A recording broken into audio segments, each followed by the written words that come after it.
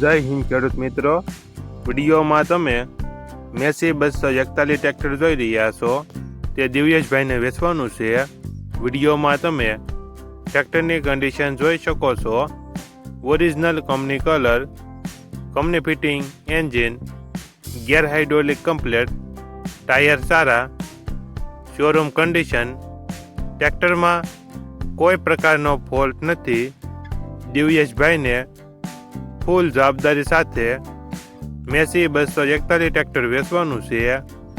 Model 2018, one honour, કિંમત 4,50,000.